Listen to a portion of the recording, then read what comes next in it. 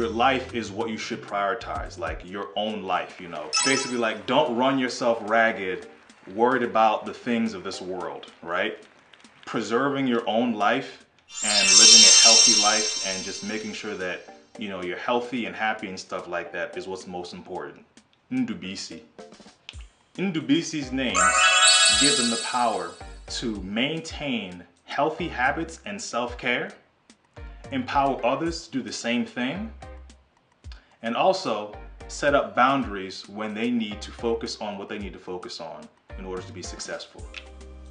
Tag and share this video with all the Ndubisis that you know.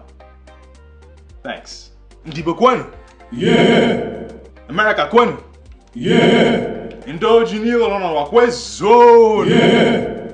Alright, so let me know what you think. Ndubisi, would that be a good name for your next child if you're expecting one?